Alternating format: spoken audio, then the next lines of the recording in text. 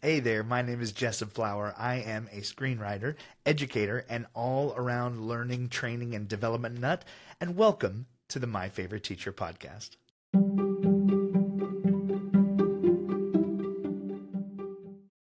That's right, and welcome to the My Favorite Teacher podcast. So glad that you guys could join us.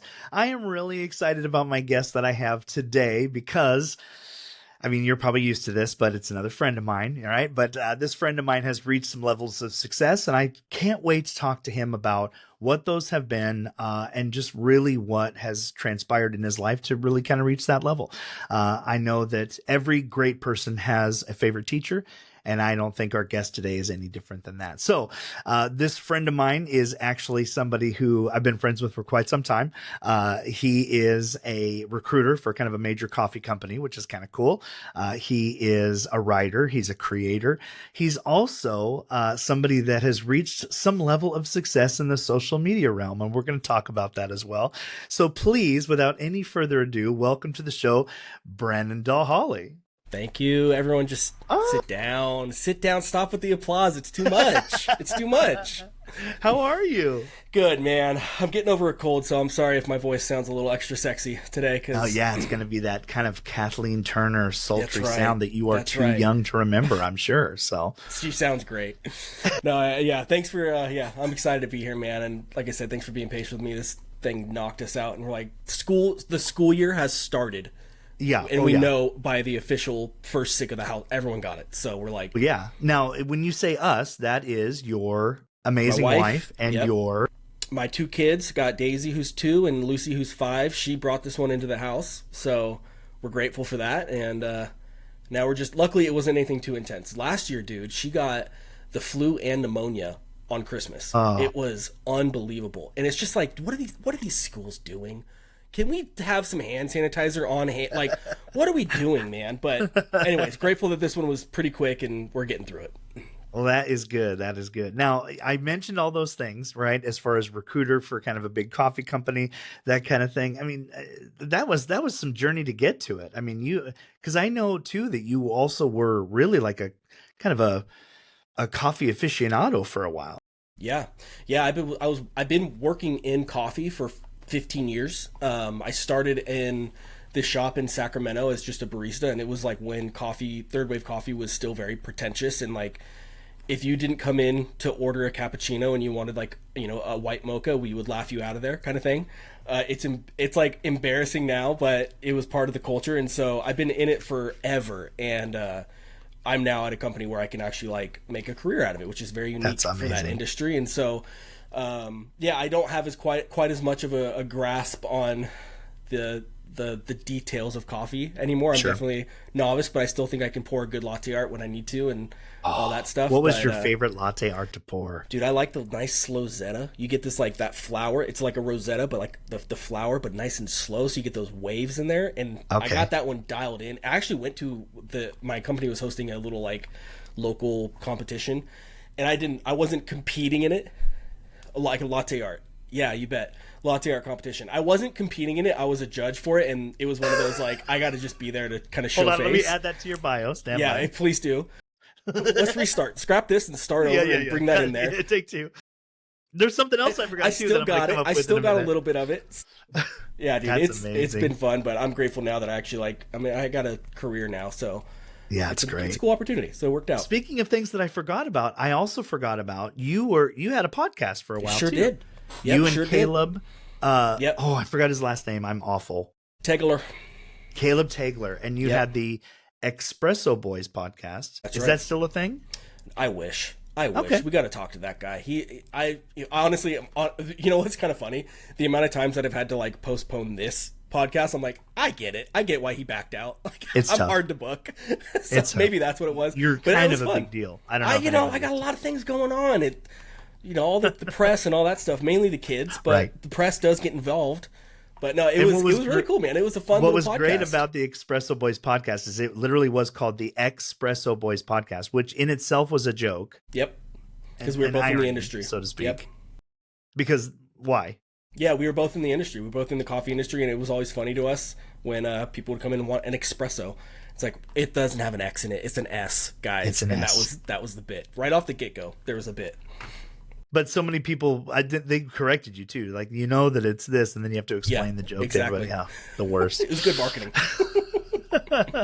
And then you're currently writing a book. Yeah. Yep. Yeah. And kudos to you. I mean, ton of I was like, who, when we were talking about this podcast, I'm like, great teachers. I'm like, can I say Jess? I was like, that. Please. No. But yeah, I'm dabbling in that, man. It's been a lot of fun. And I think, we'll definitely talk more about the creative side of obviously everything, but it's been, I think a lot of any writing that I have done has been through the mindset of a video, because that's been most of my media.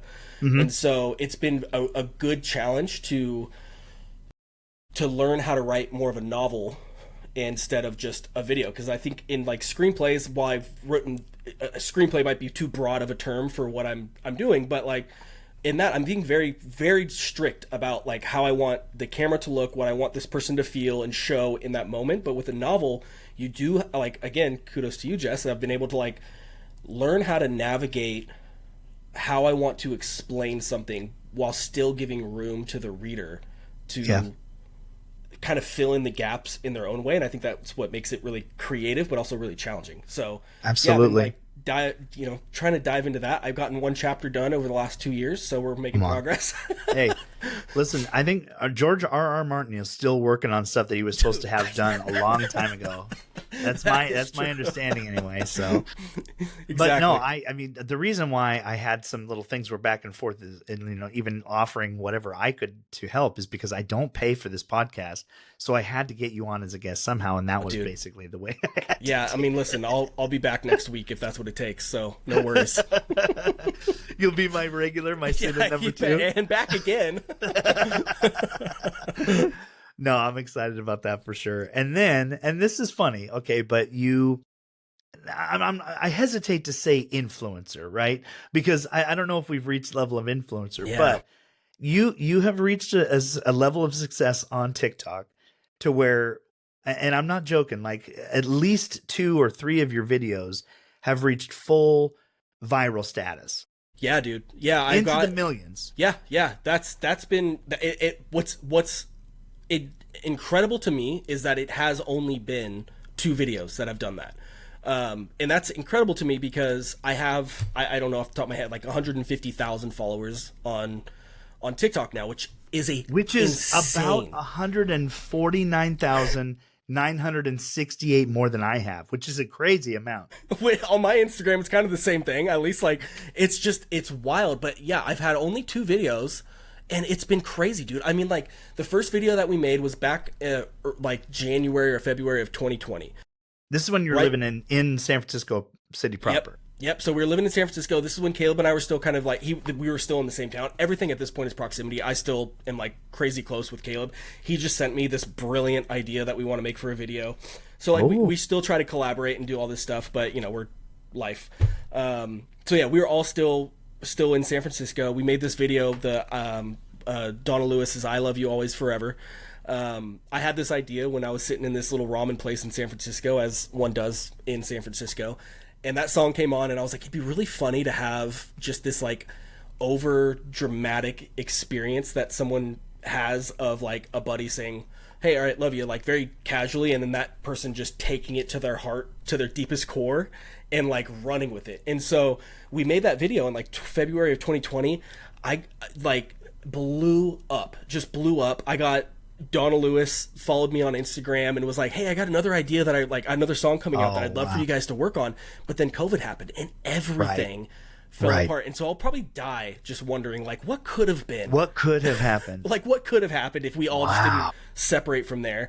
So that one, and then was the other first people one. were also like doing it, dude. Like it's Jonas. one of those things where it wasn't just duetting it, but like they would recreate it. Yeah, Joe Jonas remade it like a few months ago. Who did? Sorry, Joe Jonas from the Jonas Brothers. He remade the video. Like it wasn't even like I like this video. He re-shot the video. That's and crazy. Did it himself, and then tagged me in like the comments of like, "Love you always and forever" in the comments or whatever.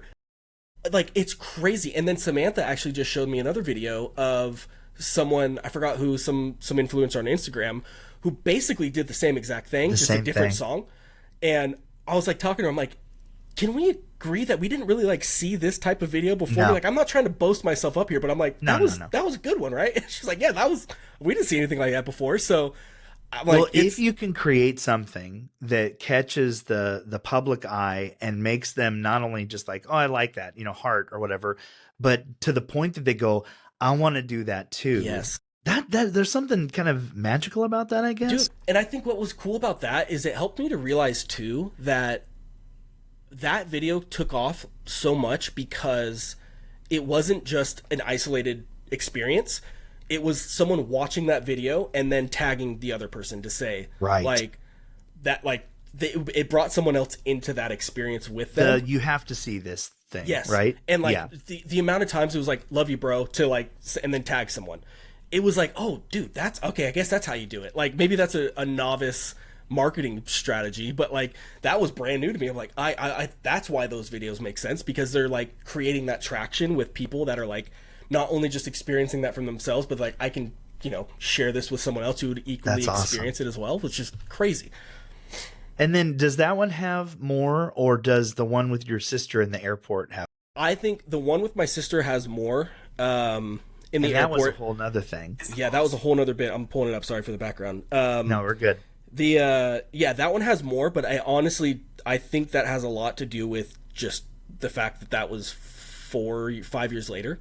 So just TikTok grew. So my first one has 3.8 million.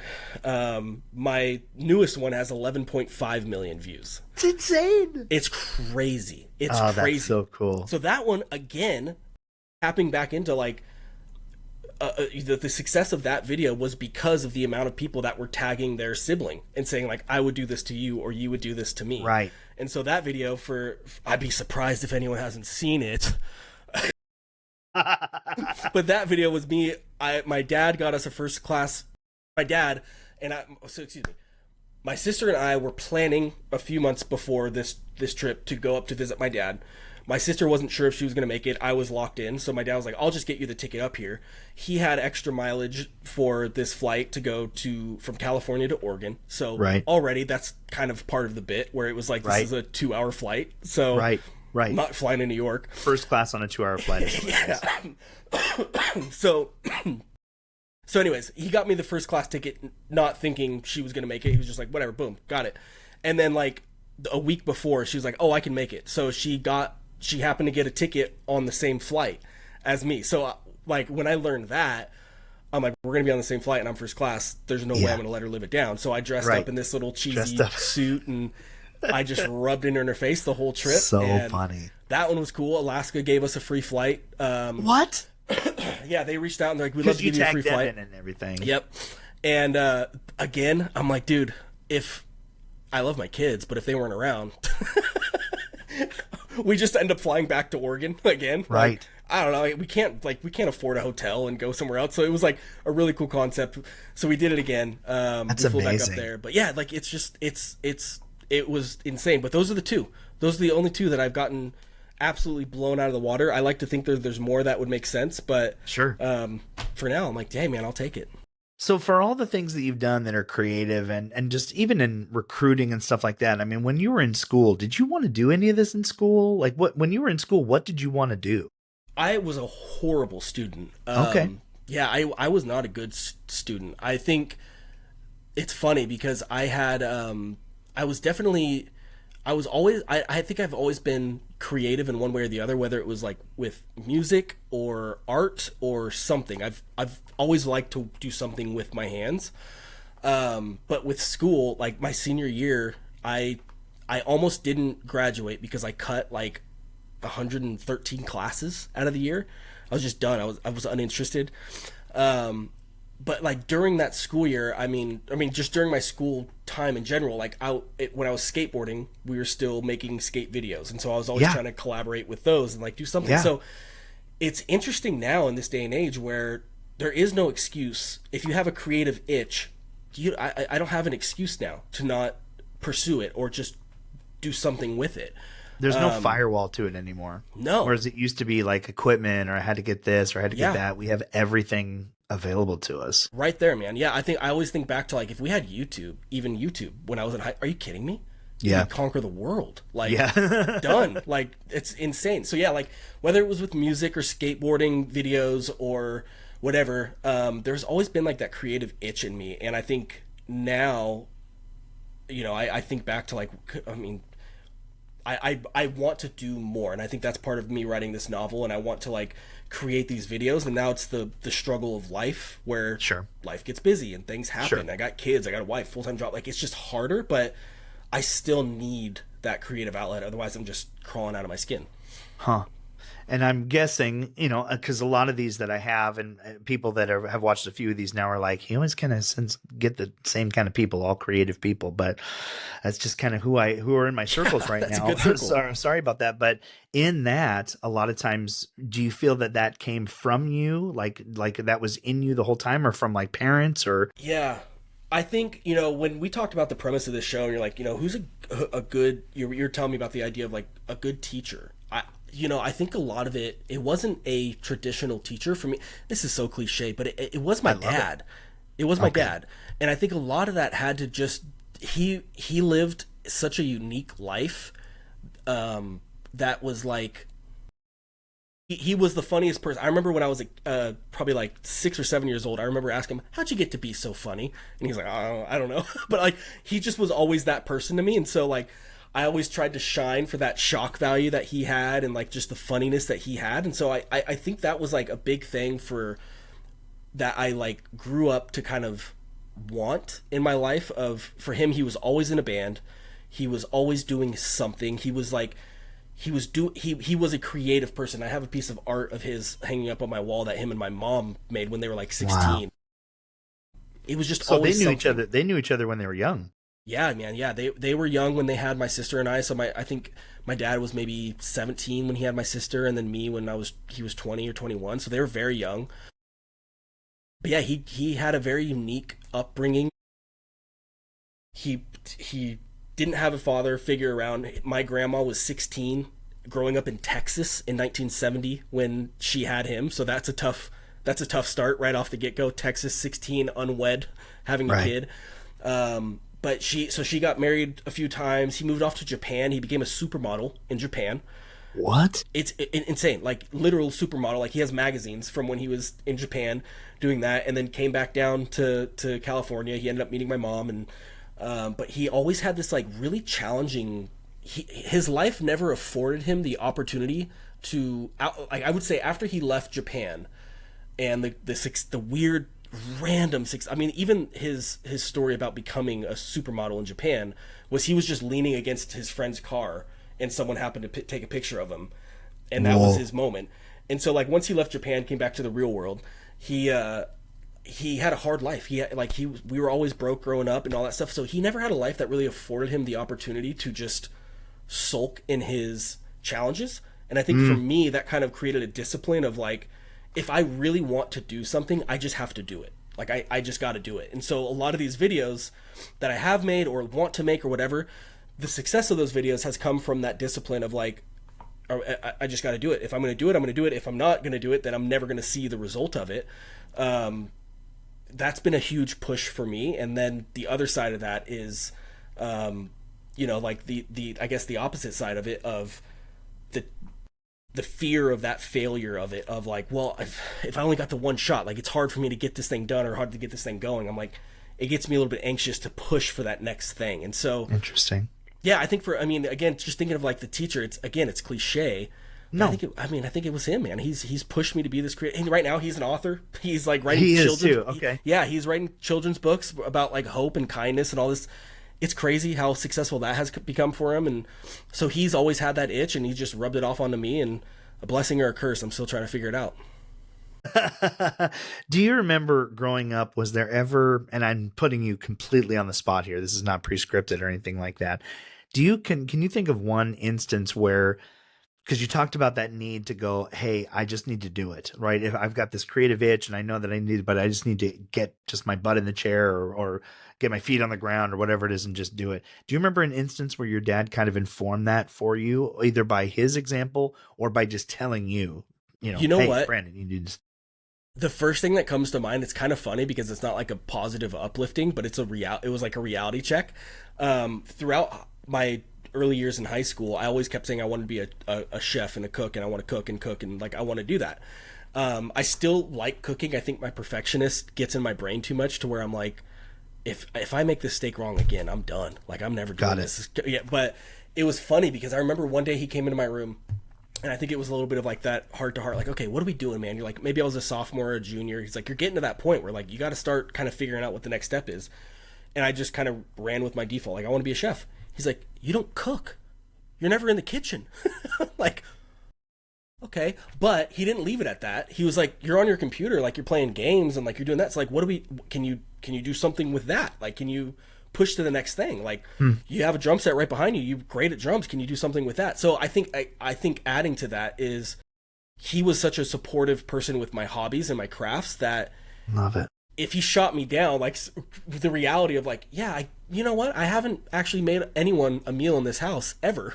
Maybe being a cook is not the move, but yeah, like he wasn't going to just be like, okay, you're not going to do that and I'm going to walk out. He was like, okay, so then what? Then what do you do? And that's, I think, going back to his mentality of like, you can't just do nothing. So let's figure it out. Let's think of what we're going to do next. And so I love that. He didn't just leave it at the end of the cliff there and be like, all right, well, good luck, figure it out. He's like, what's next for you? Like, what are you going to do next? And so, yeah, that's the first thing that actually comes to mind, which is kind of a funny, like, push in a unique direction, I guess. Absolutely. Well, one thing that's amazing about that is the fact that a lot of people in our world, as far as like, because people will say, oh, how did you get the movie made and all that kind of stuff? How did you write that movie? And it was like, we just did it. I mean, that's the thing that really a lot of people don't realize is a lot of people, the world is full of people that want to write a book, or the world is full of people that want to do something, or they want to make a video, or they want to make a podcast, and it's like,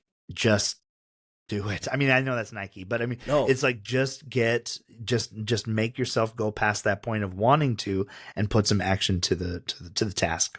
Yeah. And I think that is it's a fear of mine of like, I consider myself to be a perfectionist. I'm sitting on a freaking mountain of ideas that I haven't done anything with because I want them to be done perfect. And I'm afraid that if I do it wrong the first time, it'll lose my inspiration to do it right the second time. Interesting. Okay. And that now, what do you think your favorite teacher would say about that? Do it again. Just do it. Like, it's not right. Do it. And it really is that simple. But it's like, to your point, it's like it's a personal challenge that you have to be able to overcome. And I think, like, all these great success. I just got into who's the director from Eraserhead? Lynch. Shame on Us. There you go. Yeah. I just watched his movie. Oh man, I'm just now like discovering him, but it was the movie that he filmed on his first digital movie that he filmed, and that I don't know. It was so odd, yeah. as most of his movies are. He's an odd dude, but it was very unique. It was like. I end up doing this with all movies or songs that I listen to. I'm like, what does that mean? What do they mean by that? Like, I want to dig into it, right? So I watched this movie, and I was like trying to understand the concept of the movie just in general. But what I loved from learning from that, just that deep dive that I was doing, is that he made a film, and he was at that point in his career where he could literally do whatever he wanted. Yeah, he could record a toaster popping up for 2 hours straight, and people would love it. Yeah. But he made a film which I think Twin Peaks was about. Yeah. No, that's it might have been. We're still. I'm like 2 hours into this 4-hour video. I'll let you know at the end of it. But yeah, like I think it was cool to like understand his mindset around just how he created things, where it was like, I'm doing something that I want to do. I just want to do it this way, and that's what it'll be. It's not going to be conventional. It's going to be how I want to do it. But then 2, giving himself the room. I think what was amazing is that he made this digital film on a very cheap camera to say, like, I want people who in high school to watch this and say, I can do this. Like, I can make this. And so I think, like the bar that I set for myself is only set by myself. There is no external expectation that I think that anyone has for me other than like what I want to accomplish on my own. And so it gets challenging, but I think, again, going back to that mentality of like, I won't know unless I try. So I just have to try. And that's where I'm at with my novel right now of like, I really, really, really want this to be amazing.